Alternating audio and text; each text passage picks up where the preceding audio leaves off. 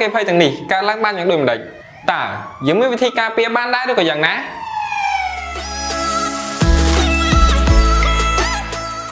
ជំរាបសួរបងប្អូនទាំងគ្នាមួយរយៈនេះយើងតែងតែកត់សម្គាល់ឃើញថាមានអគ្គិភ័យកើតឡើងជាញឹកញាប់ដែលបង្កឲ្យខូចខាតបង់ទ្រព្យសម្បត្តិជាច្រើន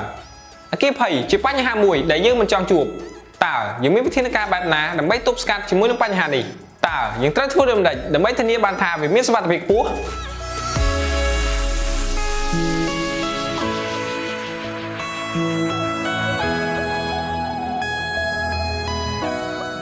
យើងសូមណែនាំនេះគឺជាប្រព័ន្ធសុវត្ថិភាពរបស់ Hojiki ដែលវាមានមុខងារក្នុងការការពារនិងទប់ស្កាត់អគ្គិភ័យ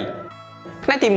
1 Hojiki Fire Alarm System គឺជាប្រព័ន្ធសុវត្ថិភាពប្រកាសអាសន្នវាដំណើរការបានដោយសារ Smoke និង Heat Detector ចាប់បានផ្សែងឬកម្ដៅនោះវានឹងផ្ដល់សញ្ញាប្រកាសអាសន្នដែលអាចឲ្យយើងដឹងនិងត្រៀមខ្លួនមុនអគ្គិភ័យឆេះខ្លាំង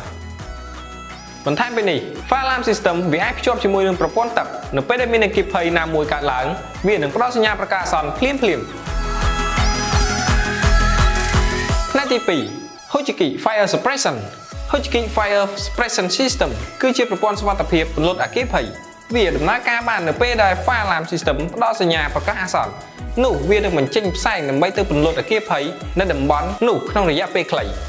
និងមានប្រព័ន្ធផ្ដាច់អគ្គិសនីដើម្បីការពារការរីករាលនៃការឆេះកាន់តែខ្លាំងទៀតផង Hojiki គឺជា brand មួយដែលមានអាយុកាលជាង107ឆ្នាំមកហើយដែលបានទទួលស្គាល់កម្រិតសុវត្ថិភាពជាសកលលោកការពារទ្រព្យសម្បត្តិរបស់លោកអ្នកពីហានិភ័យអគ្គិភ័យផ្សេងៗសូមទុកចិត្តលើប្រព័ន្ធសុវត្ថិភាពរបស់ Hojiki សម្រាប់បងប្អូនដែលមានសំណួរឬចង់សិក្សាទាក់ទងនឹងគម្រោងផ្សេងៗបងប្អូនអាចទំនាក់ទំនងមកកាន់យើងខ្ញុំបានឥឡូវនេះ